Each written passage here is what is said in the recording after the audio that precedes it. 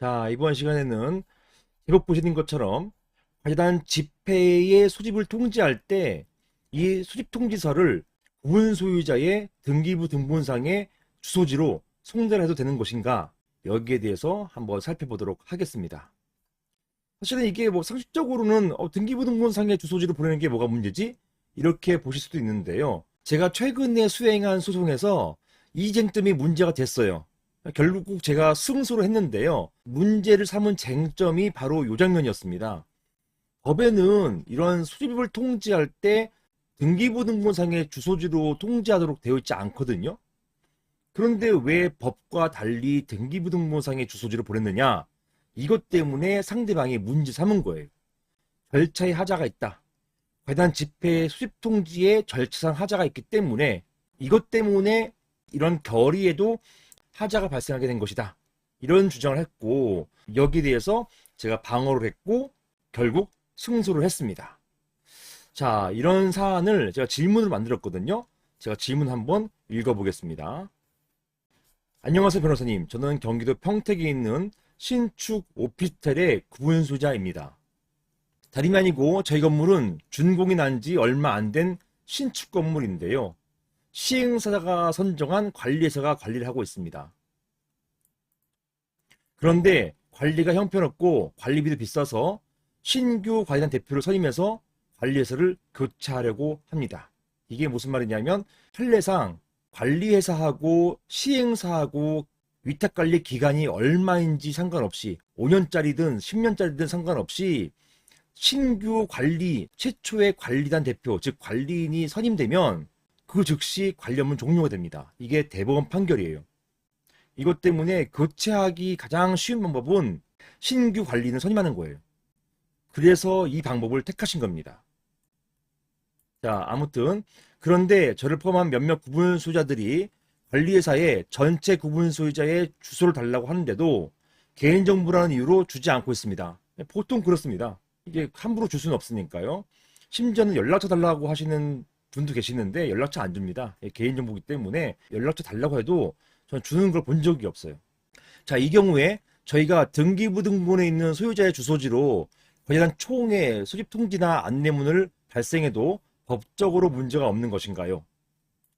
집합건물법에는 구분 소유자가 소유하고 있는 전유 부분이 있는 장소, 여기로 수집 통지서를 발송해야 하는 것으로 되어 있는데, 만약 당의 건물, 이 전유 부분이 있는 장소, 이게 바로 당의 건물이잖아요. 당의 오피스텔, 당의 주상복합, 당의 상가, 이걸 말하는 것이잖아요.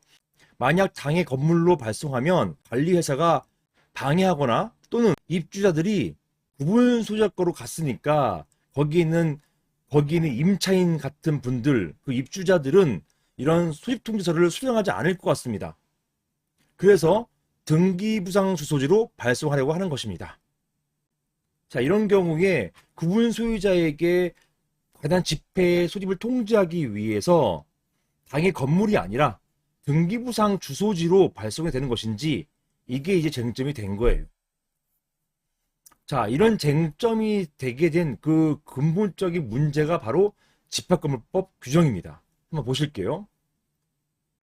자, 당의 사안은 이번 사안은 신축 오피스텔이잖아요. 신축 오피스텔이니까 관련된 법이 집합건물법, 즉 집합건물의 소유 및 관리하는 법률입니다. 보시는 것처럼 이 법에 적용을 받아요. 여기에는요, 관리단 집회를 수집 통지하기 위해서는 이런 규정이 있어요. 1항에 보시면 집회를 소집하기 위해서는 집회 일주일 전에 회의의 목적 사항을 구체적으로 밝혀가지고 각 구분 소유자에게 통지된다 라고 되어 있습니다.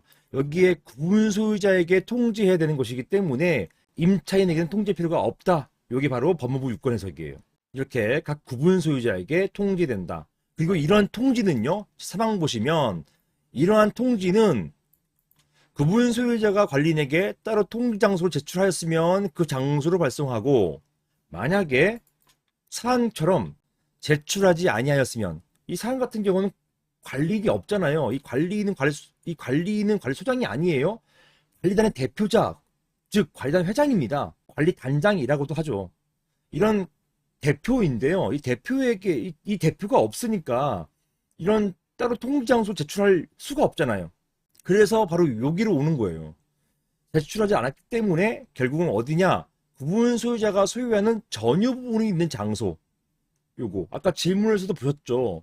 이 전유 부분 장소가 어디냐? 바로 이 신축 오피스텔이에요. 여길 말하는 것입니다. 여기에 장소로 발송하도록 규정되어 있어요. 그리고요, 나머지 항에서는요, 여기도 아닐 거면 등기부상 주소지로 발송해라, 이런 규정이 없어요. 아예 없단 말입니다. 그럼에도 불구하고 등기부상 주소지로 발송해도 되는 것인가? 이게 핵심 쟁점이 된 것입니다. 다음을 보실게요. 자, 정리하자면 집합건물법은요, 관련 집회 소집 통지를 원칙적으로는 구분 소유자가 관리인에게 따로 통지 장소를 제출했으면 그 장소로, 사안처럼 제출하지 않았으면 구분 소유자가 소유하는 전유 부분인 장소, 즉 해당 건물상 주소지로 발송하도록 하고 있습니다. 따라서 등기부상 주소지로 발송하는 것에 대해서는 아예 규정을 하고 있지 않아요. 그럼에도 불구하고 이렇게 되는 것인가? 이게 이제 문제되는 것입니다.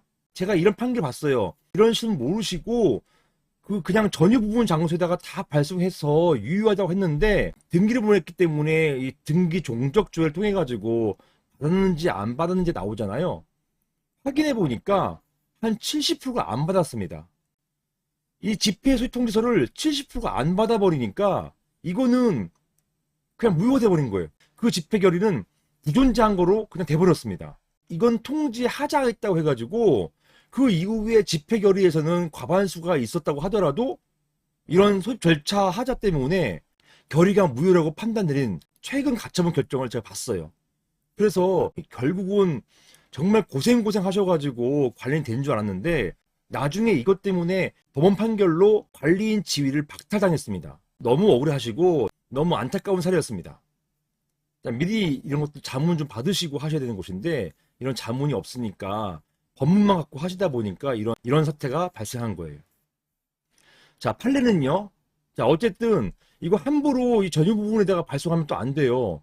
임차인들이 이게 발송 명의가 구분소유자이기 때문에 임차인들이 이거 안 받습니다. 안 받으니까 다 반송돼 버려요.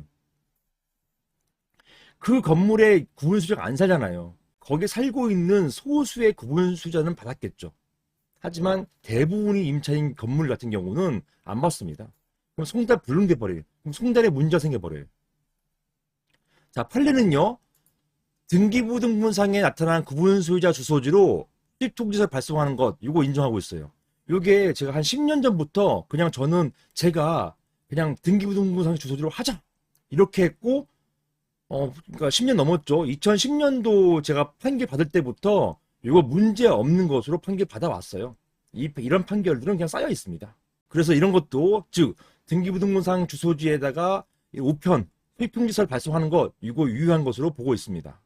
이거를 이제 다투시는 분이 간혹 계시는데, 이거 다투시는 거는 이런 실물을 모르시는 이런 집합건물 소송을 처음 하시는 분들이 이거 가지고 한번 다퉈볼까 이렇게 하시는 것 뿐이에요.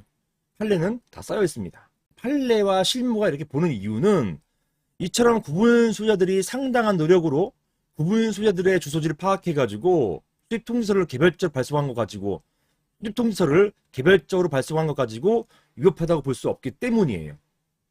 등기부 등본 보시면은 거기에 구분 소유자 주소지가 있잖아요.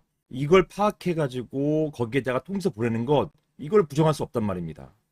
따라서 결론적으로 관련 집회 소집 통지를 할 때 등기부 등본상의 주소지로 통지 발송해도 문제 없다. 이게 판례와 실무의 태도가 되겠습니다. 자, 그리고 제가 하나 더 덧붙인 거예요. 이것도 자주 질문 주시고 또 이 사건에서 또 쟁점이 됐어요. 이 집합건물 분쟁을 처음 하시는 분이 이제 이 사건을 맡다 보니까 이런 의문들을 이제 표시하는데 여기에 대한 또 명시적인 법원의 판단이 나왔어요. 즉 판례는요. 일부 구분 소유자에게 통지가 둬야 되지 않았다. 소집을 통지했는데 이 등기부상 주소지로 소집을 통지했는데 이분들이 이사를 가신 거예요. 등기부상 주소지에서 또 다른 곳에 이사 가신 거예요. 그런데 등기부상 주소지는 안 바뀐 거거든요. 그래서 일부 구분 소유자들에게는 이게 송달이 안 됐습니다. 결국은 등기부상 주소지에서 또 다시 이사 가셨기 때문에 그래서 이렇게 일부에게 송달 불능이 됐는데요. 이런 경우도 문제 없다. 즉 그러한 사정만으로 집회 수립 절차에 중대한 하자가 있다 보기 어렵다. 이렇게 보았습니다. 요 일부에 대해서는요. 요 일부 어떻게 보냐면 과반수 넘으면 된다 보고 있어요. 과반수 이상이 통지받지 못하면 요거는 문제가 있다 보는 것이고, 과반수 이상이 통지받았다 한다면 요거는 괜찮다. 요걸 바로 일부 이렇게 보고 있는 것입니다. 이게 실무의 태도가 되겠습니다. 이상입니다.